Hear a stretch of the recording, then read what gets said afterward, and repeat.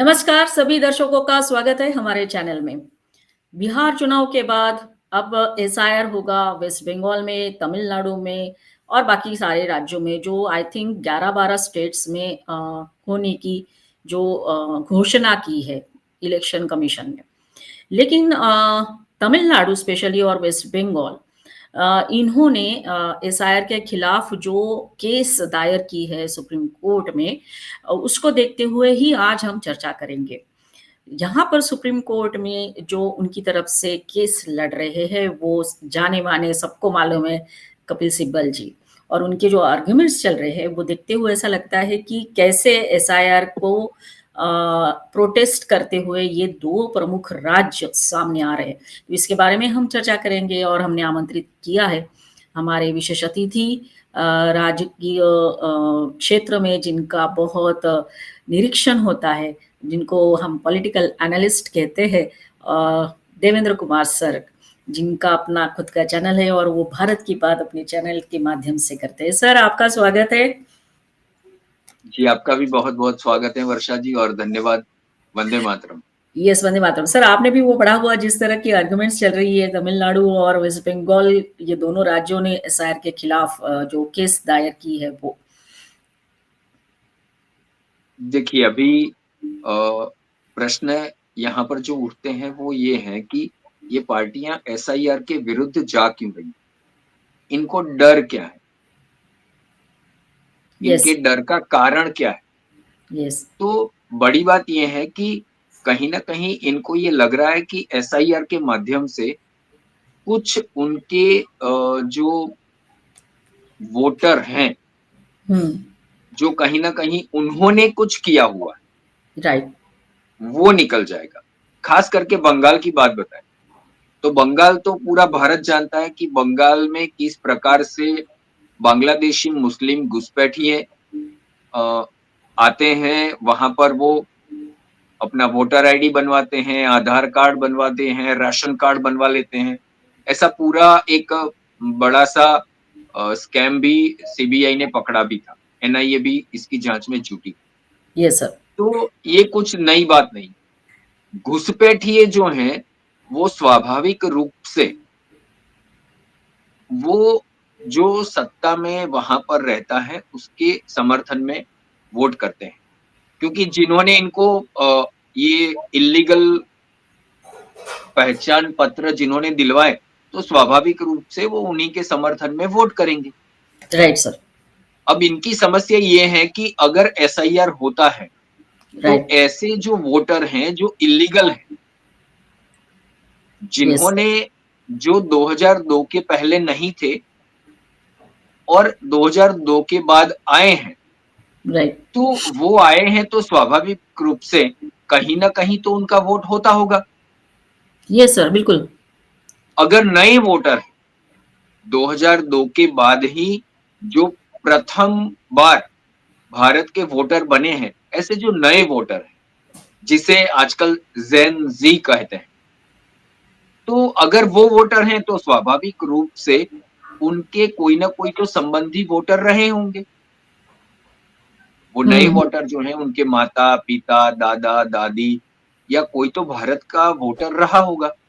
Yes, अगर वो नहीं है, तो वो आए कहाँ से ये प्रश्न उठना और उठाना, ये यस, किसी भी भारत के नागरिक के लिए जो भारत के हित की रक्षा की बात सोचता है, जो राइट, भारत की बात करता है, जिसके हृदय में भारत का हित है, जो भारत दैट्स की सुरक्षा की बात करता है, इसके मन में ये प्रश्न उठना ही चाहिए कि भैया आप 18 वर्ष के हो गए, आजकल करके 2002 से लेकर अब तक 23 वर्ष हो चुके हैं।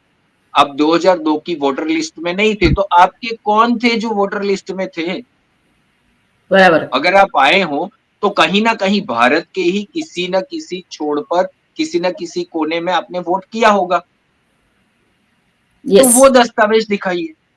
अब राइट, प्रश्न यहाँ पर यही उठता है जो सीएए के दौरान जो आया था कि हम कागज़ नहीं दिखाएँगे, यस, ये वाला जो प्रश्न है। तो और अगर कोर्ट में गए हैं तो चलिए ठीक है, सबका ये अधिकार है, भारत के संविधान ने दिया हुआ है अधिकार कि आपको कोई भी बात ऐसी लगती है जिससे कि संविधान का उल्लंघन होता है तो आप कोर्ट में आइए। कोर्ट ही न्याय के लिए संविधान का जो कायदा बना है, उस कायदे का इंटरप्रिटेशन जो है, वो तो केवल कोर्ट ही कर सकता है, भारत का सर्वोच्च न्यायालय ही कर सकता है और किसी के बस की बात है नहीं। ये संविधान ने ही भारत की सर्वोच्च न्यायालय को अधिकृत किया है। तो ठीक है, यस, चलिए वहां पर गए, लेकिन बिहार के एसआईआर में भी तो गए थे। हाँ, वहां पर क्या हुआ? कोर्ट ने पूरी जानकारी दी, कोर्ट ने याचिका को स्वीकार भी किया, सुनवाई भी की। जहां-जहां पर माननीय सुप्रीम कोर्ट को लगा कि यहाँ पर ये चीज जो है इसको ठीक करनी चाहिए और भारत के चुनाव आयोग ने उसको ठीक भी किया। ये एक अलग बात है कि जब भारत सरकार ने ये बात कही थी कि वोटर आईडी जो है, आपका मतदान पहचान पत्र जो है, उसको आधार के साथ जोड़ना चाहिए। उस यस। समय यही सारे लोग थे जो आज एसआईआर के विरुद्ध में जा रहे हैं। ये यही सारे लोग थे, ये बोल रहे थे कि आधार तो आधार को क्यों जोड़ना चाहिए, आधार को जोड़ने की कोई आवश्यकता नहीं है। यस। अगर आधार को कहीं पर भी जोड़ने की आवश्यकता नहीं है तो इतना सारा खर्चा किया क्यों है? और ये हुँ, भी कांग्रेस के राज में हुआ। यस, इसके पीछे क्या विचार था? राइट। आधार नंबर किसी भी व्यक्ति का अपना एक पहचान का नंबर होना चाहिए जो इसमें उसकी सारी बातें हो। इसके पीछे का कारण क्या था? यही हुँ, तो कारण था हुँ, कि व्यक्ति के पास एक ऐसा पहचान पत्र है जिसमें उसको अगर कहीं पर भी जाना है तो अलग-अलग लेकर जाने की आवश्यकता नहीं है। यस, आपको अगर इनकम टैक्स के लिए जाना है तो पैन कार्ड देते हैं, अब पैन कार्ड और आधार कार्ड लिंक हो गए। अगर आधार कार्ड हो गया तो पैन कार्ड अपने आप ही वहां पर सिस्टम उसको फैच कर लेगी। Right sir. तो इलेक्शन कार्ड के साथ अगर आधार जुड़ जाएगा तो स्वाभाविक रूप से इलेक्शन कार्ड नहीं है, अगर आधार मैंने दिखाया तो वो अपने आप ही मेरा इलेक्शन कार्ड में मेरा मतदाता नंबर क्या है वो निकाल लेगा। परंतु सुप्रीम कोर्ट ने इसको मान्य भी किया कि इसको पहचान के तौर पर मान्य कीजिए यस कि सर। उसकी फोटो आईडी है, पहचान पत्र के तौर पर मान्य कीजिए। चुनाव आयोग ने मान्य भी कर लिया। हुँ, अब समस्या कहां पर है? तो समस्या यही है कि कुछ भी करके इलेक्शन की प्रक्रिया को कहीं न कहीं टालना है, देरी करनी है और सामान्य नागरिक में चुनाव आयोग के प्रति भ्रम की स्थिति पैदा करनी है। केवल इतनी ही मंशा है, बाकी कोई समस्या नहीं है, क्योंकि बिहार एसआईआर में माननीय सर्वोच्च न्यायालय ने ये कहा था कि अगर कहीं पर भी हमें कुछ भी गलत लगा, तो हम सारी की सारी प्रक्रिया को निरस्त कर देंगे। लेकिन ऐसा माननीय सर्वोच्च न्यायालय ने किया नहीं। हुँ, तो हम ऐसा मान सकते हैं कि सर्वोच्च न्यायालय ने जिस प्रक्रिया का निर्देश दिया था, उसी प्रक्रिया को चुनाव आयोग ने माना। उस प्रक्रिया के तहत बिहार का एसआईआर हुआ और अब बाकी के राज्यों में होगा और संपूर्ण भारत में होने वाला है। तो कुछ ना कहीं न कहीं ये वही करने की कोशिश है कि कैसे इसको टाल दिया जाए, कैसे चुनाव आयोग पर प्रश्न चिन्ह खड़ा करना, यही इनकी मंशा है और कुछ नहीं। Yes sir. सर जो इसका अभी हियरिंग हो रहा है सुप्रीम कोर्ट में उसको लेके सर बात हो करे करती हूँ मैं कि supreme court says that SIR in all is not the countries first electoral roll revamp. Okay, ये उन्होंने कहा और उसके विरुद्ध में जो भी बात हो रही है वो कह रहे हैं मतलब जो विरोध कर रहे हैं उनकी तरफ से जो केस लड़ रहे हैं वो ये कहते हैं कि इतने कम समय में ये पॉसिबल नहीं हो सकता और ये एक तरह से उन्होंने बोला कि this is one is the fascist मतलब इसको फार्सिस्ट कर रहे हैं बोलो। देखिए, ये स्वाभाविक रूप से ये पहली बार तो हुआ नहीं। ये माननीय सर्वोच्च न्यायालय ने कहा है, 2002 में भी हो चुका है। हम्म। शायद 2002 में, मेरी इतनी अभी वर्तमान में जानकारी नहीं है, परंतु 2002 में हुआ। इससे पहले भी हुआ और अगर कोई यस। नए मतदाता जुड़े हैं, कहीं न कहीं ऐसा होता है। मैं मेरे एक मित्र की ही बात बताऊँ, वो जीवित हैं। कल ही जब बीएलओ हमारे यहाँ पर आए, एसआईआर का जो एन्यूमरेशन फॉर्म दिया था वो लेने के लिए जब वो आए थे, और परसों भी आए थे, कल भी आए। तो वो भाई साहब आए कि भाई मैंने 2002 में भी वोट किया है, मैंने 2022 में भी किया है, गुजरात विधानसभा में। लेकिन 24 में मेरा नाम काट दिया गया। ओके। ठीक है। अब 24 में नाम काट दिया गया तो वो बीएलओ ने उसको डायरेक्ट किया कि आप ये वाला फॉर्म है, आप भर के दीजिए, ठीक हो जाएगा। बराबर। तो ऐसे कई लोग हैं जो मतदाता हैं, लेकिन किसी कारणवश उनका नाम वोटर लिस्ट से हट गया है। तो हुँ। वो वापस से आना चाहिए। मैं मेरे स्वयं की बात करूं, मैंने 2022 में वोट किया था। 2024 में जब मैंने मतदाता सूची चेक की तो मेरा ही नाम नहीं था। यस। ठीक है। और अच्छी बात ये थी कि जो हमारे यहाँ पे बीएलओ जो हैं, उनके पास भी जब ये पूरी यादी आई, लिस्ट आई, तो उन्होंने मुझे कॉल करके बताया कि देवेंद्र भाई आपका नाम नहीं है, आप कृपया ये दिन है वहां पर आप जाइए, ये डॉक्यूमेंट लेकर जाना है। तो मैं मेरी पत्नी का वोटर आईडी लेकर गया। मैंने कहा कि देखिए ये मेरी पत्नी है, 2002 में हमने वोट किया है, 22 में भी किया है, 17 में भी किया है, सब किए, और इस बार मेरा वोटर आईडी से नाम कैसे निकल गया? तो 2024 में फिर मेरा नाम जुड़ गया वापस। यस। ऐसी कई बार अभी समस्या ये होती है कि ये मानवीय भूल होती है कहीं न कहीं। अब समस्या ये थी कि मेरी माताजी का देहांत हो गया था 2024 से पहले, इलेक्शन से पहले। लेकिन माताजी का नाम था। हमने सूचित किया था लेकिन वो आया था। तो फिर मैं दोबारा से गया, मैंने कहा कि देखिए भाई साहब, इसमें मेरी माताजी और मेरा एक छोटा भाई था, उनका देहांत हो गया है, ये नाम यहाँ से हटा दीजिए। तो अगर ये होता है, तो इसको अपडेट तो करना ही होगा ना। आपके यस। मैनिफेस्टो अपडेट होते हैं, हर चुनाव में आप नए वादे लेकर आते हैं। क्यों पहले जिस वक्त आपकी पार्टी बनी उस समय जो मैनिफेस्टो दिया था वही वादे करते रहिए ना, हुँ। वो तो करना नहीं है। अपना मैनिफेस्टो, अपना एजेंडा अपडेट होना चाहिए, लेकिन मतदाता सूची अपडेट नहीं होनी चाहिए। ये किस इलेक्शन की, किस डेमोक्रेसी की बात करते हैं ये लोग? ये जो एसआईआर के विरुद्ध जा रहे हैं, ये खुद, मैं बहुत ही जिम्मेदारी के साथ ये कहता हूं कि ये लोग डेमोक्रेसी के हार्डकोर विरोधी हैं। यही विरोध है कि आप चाहते हैं कि डेमोक्रेसी में मतदाता की सूची अपडेट ही ना हो। क्यों नहीं हुँ। करवाना चाहते आप? यस। राइट। अगर देखिए इसमें ये भी हो सकता है क्योंकि किसी का देहांत होता है, जब उनकी अंतिम क्रिया के लिए जाते हैं तो वहां पर आधार कार्ड देना आवश्यक होता है।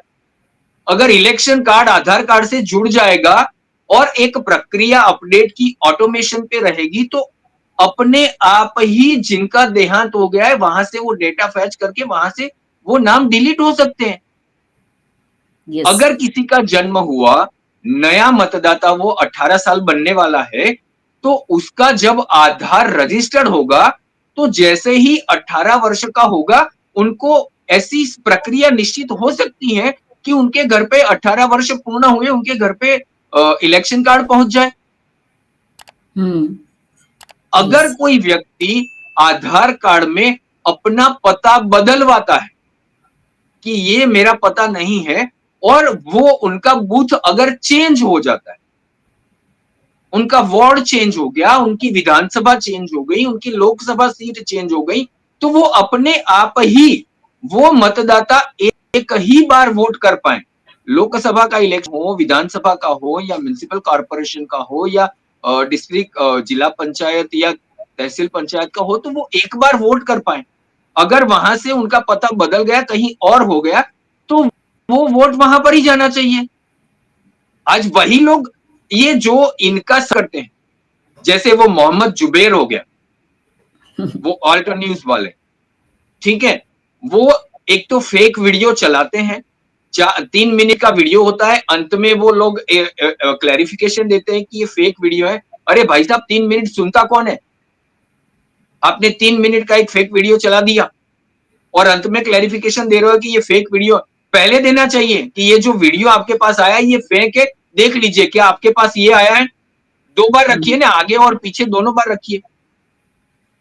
ये यस, ऑल्ट न्यूज वाले 4 लोगों के आईडी डाल देते हैं, कांग्रेस वाले देते हैं, ये एसपी वाले ने दिया। अरे भैया यही तो निकालना है, एसआईआर में करना क्या है? यही तो करना है कि 4 बार आप जो बता रहे हो, तो ये तो अपडेट जो हुआ है आपके राज्य में हुआ है या किसी के भी राज्य में हुआ है। ये मानवीय भूल जो हुई है उसको ही तो सुधारनी है। आप कहते हो राइट, 4 बार वोट कर दिया, हाँ भाई चल ये गलती से हो गया है, तो उसी गलती को तो सुधारना है। आप सुधारने क्यों नहीं दे रहे? राइट, यस, तो आप स्वयं ही जो है, आप स्वयं ही तो डेमोक्रेसी के विरोधी हैं। क्या आप ये चाहते हैं कि जिन्होंने आप जो बता रहे हैं उन्होंने 4 बार वोट किया, 2 बार वोट किया, 1 बार वोट किया, आप चाहते हैं कि क्या वो दोबारा से जब आपका टर्न आए, आपके राज्य में वो चुनाव आए, तो वो जहां पर भी माइग्रेट हुआ है वो आकर आपके लिए वोट करें? क्या आप ऐसा चाहते हो? या आपके विरोधी के लिए वोट करें ताकि आप फिर से चुनाव आयोग को कटहरे में खड़ा कर दो? यस, ये वही चाहते हैं। ये चाहते हैं कि सिस्टम में सुधार ही ना हो। यस। सर, सिस्टम जस का तस बना रहे, जहां पर गलतियां होती रहें और उनको फायदा मिलता रहे। Yes sir. माननीय सुप्रीम कोर्ट ने सर और भी कुछ कहा है इस केस के बारे में, जो वो कहते हैं कि we also know the ground reality, a constitutional functionary is undertaking in an exercise. There can be some procedural deficiency. Those can be pointed out and rectified. You are saying as if the democratic process is being threatened. There is already an electoral roll. This is just a process to revise it. ऐसा ये माननीय supreme court ने कहा है। और कितना sir, clear cut कहा है, हाँ, एकदम स्पष्ट रूप से माननीय सर्वोच्च न्यायालय ने ये कहा है कि it has to be revised. Yes, electoral है ही। अब देखिए, आप जाइए ना, आपके बीएलओ, प्रत्येक पार्टी का बीएलओ लेवल 2 होता है। राइट, जो सरकारी बीएलओ होता है, पार्टी अपना भी एक वार्ड स्तर का कार्यकर्ता रखती है वहां पर, यस, प्रत्येक बूथ में रहते हैं वो। तो जाए ना, वो मतदाता यादी लेकर जाए। क्यों वो यस, भेज नहीं रहे? उनको यस, यही तो करना है। प्रत्येक दिन में 5 लोग भेजिए, 5 मतदाता एक बूथ में, करीब करीब 800 लेकर 800, 1100, 1200 मतदाता होते हैं। आप 5 कार्यकर्ता लगाइए, 10 कार्यकर्ता लगाइए, एक दिन में 5 लोगों को मिलेंगे तो भी 5 दिन में खत्म हो जाएगा पूरा। आप यस, वेरीफाई कर लीजिए ना। राइट, यस, जो बीएलओ आने वाले हैं उनको अपडेट कीजिए कि देखिए हमने ये किया है। उसके बाद अगर कुछ होता है देन आप आइए कि ये गलती हुई। चुनाव आयोग एसआईआर करने के बाद भी तो मतदाता यादी जारी करेगा। यस सर, यस, राइट, अभी भी जारी कर दी है। आप लीजिए ना, आप लीजिए, अपने कार्यकर्ता को दीजिए कि जाइए अपने बूथ में। भारतीय जनता पार्टी के कार्यकर्ता ये कर रहे हैं। वो यस, प्रत्येक बूथ में जाकर, मैंने देखा है, वो बूथों में जा रहे हैं, वहां पर लोगों को बिठा के एसआईआर फॉर्म भरना कैसे ये सिखा रहे हैं। क्योंकि थोड़ा सा कॉम्प्लिकेटेड है, ये मैं मानता हूं, कॉम्प्लिकेटेड है। परंतु आपका कार्यकर्ता, आपने ट्रेनिंग दिया, आपने प्रशिक्षण दिया अपने कार्यकर्ता को कि एसआईआर फॉर्म जो चुनाव आयोग ने जारी किए हैं उसको भरना कैसे, मतदाता कैसे भरेगा। क्योंकि मतदाता के लिए और भी बहुत सारी चीजें जो हैं वो प्रायोरिटी में होती हैं। आपका मतदाता है, आप जानते हैं कि कौन आपका समर्थक है, कम से कम उसके पास तो जाइए, उनको कहिए। मैंने देखा है वहां पर भारतीय जनता पार्टी के कार्यकर्ता जहां पर मतदाताओं को सिखा रहे थे कि एसआईआर ऐसे भरना है, वहां पर मैंने देखा कि कांग्रेस का वार्ड स्तर का कार्यकर्ता वहां पर सीख रहा है, आम आदमी पार्टी का कार्यकर्ता वहां पर आकर सीख रहा है। तो भैया आप केवल विरोध कर रहे हो, उनको सिखाओ कि आप जाइए मतदाता के पास, उनको सिखाइए कि एसआईआर के फॉर्म भरने कैसे, राइट, यस, और मतदाता यादी लेकर जाइए। मैं आपको बताऊं, क्योंकि 2002 में मुझे नहीं, उसके बाद सीमांकन हुआ, सीमांकन होने के बाद हमारी विधानसभा की जो सीट थी वो बदल गई, नाम बदल गया। मुझे नहीं पता था कि उस समय 2000, मैं सच में बता रहा हूं, मुझे याद ही नहीं था कि 2002 में हमारी सीट कौन सी थी। मैंने बीएलओ को पूछा कि भाई साहब कौन सी थी, मुझे नहीं पता। उस समय मेरा मतदाता, क्योंकि बहुत सारी चीजें होती है, इतनी सारे करीब करीब 40 या 42 वोटर आईडी वोटर लिस्ट थी, उसमें से मेरा नाम किस बूथ में था वही नहीं पता था मुझे। तो मैंने ठीक है चलिए मैंने उसमें से ढूँढा, किसी को पूछा। अगर बीएलओ मैंने पार्टी के किसी कार्यकर्ता को ही फ़ोन किया किसी पार्टी के। उनको पूछा कि भाई साहब ये तो मेरे ही वार्ड में मेरा ही नाम नहीं है। उन्होंने मुझे फिर अलग से एक पीडीएफ भेजा। उन्होंने बोला कि ये बूथ नंबर है देवेंद्र भाई आपका और इस बूथ में आपका नाम है। फिर मैंने देखकर भरा, बीएलओ को पूछा, उन्होंने बोला कि ठीक है, अगर आपको नहीं पता है आप छोड़ दीजिए, ये हम देख लेंगे। अब इतना बीएलओ आपके साथ व्यवहार करता है, इतना सपोर्टिव है बीएलओ। आपके यस, कार्यकर्ता को काम नहीं करना है, आपको नहीं करना है, आपने देश का भी कार्य नहीं किया, तब जाके तो आपको ये पूरे मतदाताओं ने नकार दिया। बिहार में यस, देखिए कांग्रेस को 6 पर लाकर खड़ा कर दिया और आरजेडी को 25 पर लाकर खड़ा कर दिया। यस, यस, आप राइट, कार्य कीजिए ना, मतदाताओं के लिए काम कीजिए। आप मतदाताओं के पास आपको जाना नहीं है, आपके कार्यकर्ता को जाना नहीं है, आपके नेता को जाना नहीं है, आप केवल इलेक्शन टू इलेक्शन जाते हो। और यस, इलेक्शन को अगर इलेक्शन प्रक्रिया को साफ बनाना है, पवित्र बनाना है, स्वच्छ करना है, तो आप उसमें रोड़े अड़ाने का काम करते हो। यस, आपके मनीषा भी कार्यकर्ता को प्रशिक्षण दीजिए। मेरा ये निवेदन है, भारत की प्रत्येक पार्टियों के अध्यक्ष जो है और उनके कार्यकर्ता जो हैं, उनसे ये निवेदन है नेताओं कि आपके कार्यकर्ताओं को बिठाइए, उनको प्रशिक्षण दीजिए, एसआईआर का फॉर्म कैसे भरना है, उनको बताइए कि आप जाओ, अपने वार्ड में जाओ, अपने बूथ में जाओ, मतदाताओं के पास बैठो, उनको समझाओ। यस, ये मतदाता सूची जितनी जल्दी स्वच्छ होगी, उतना अच्छा है, उनका सभी पार्टियों के लिए अच्छा है और भारत की डेमोक्रेसी इससे मजबूत होगी। ये यस, मेरा सर, स्पष्ट मानना है। Yes, sir. रोड़े अड़ाने से आप डेमोक्रेसी को हानि पहुंचा रहे सर और एक बात सर यहाँ पर है, जैसे कपिल सिब्बल उनकी तरफ से लड़ रहे हैं और हाँ, सरकार की तरफ से या ईसीआई की तरफ से जो है एडवोकेट राकेश द्विवेदी ये लड़ रहे। तो इनके दो स्टेटमेंट आए हैं बाहर। कपिल सिब्बल जी ने कहा कि आर्गुमेंट करते हुए कि there are no 5G network in many areas, how will people upload documents. तो इसका उत्तर दिया इन्होंने सीनियर अपने एडवोकेट राकेश जी ने, surprisingly all states are competing to show how backward they are backward they are yes instead of they are showing they are developing। तो इस तरह का ऐसा ये आर्गुमेंट है। ऐसा कपिल सिब्बल जब कांग्रेस में थे तब उनके गृह मंत्री और डिफेंस मिनिस्टर रहे थे जो पी चिदम्बरम ने पार्लियामेंट में कहा है।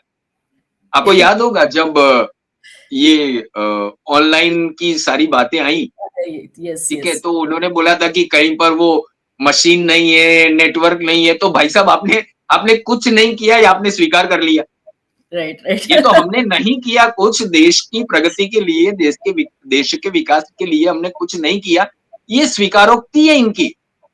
यस, लेकिन यस। मैं आपको ये बताऊं कि अगर 5G नेटवर्क नहीं है तो समस्या नहीं है, 4G से भी अपलोड होते हैं डेटा, या जस्ट 3G में भी हो जाएंगे। ये जो 2G चला रहे थे ना सालों तक और 3G में जिन्होंने घोटाले किए, ये लोग आज ये कह रहे हैं कि 5G नहीं है।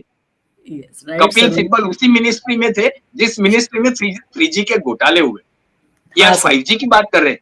देश को 10 वर्षों में 5G में लेकर आए, 6G की बात चल रही है। लेकिन समस्या ये है कि कुछ भी करो, इनको कुछ भी करके एसआईआर को रोकना है, डेमोक्रेसी को स्वच्छ होने से बचाना है, तो या एसआईआर करना है।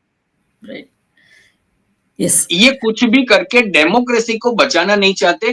डेमोक्रेसी बचाओ के नाम पर ये डेमोक्रेसी में जितनी भी गंदगियां आई हुई हैं भारत के इलेक्शन प्रक्रिया में, उसको ये स्वच्छ नहीं होने देना चाहते। ये चाहते हैं कि वो जस का तस बना रहे और फिर जैसे ही इलेक्शन आए वो चुनाव आयोग के ऊपर प्रश्न चिन्ह खड़े, राइट, वोट चोरी चिल्लाना शुरू कर, डेमोक्रेसी खतरे में चिल्लाना शुरू कर दे, संविधान खतरे में चिल्लाना शुरू कर दे और मतदाताओं को भ्रमित करना शुरू कर दे।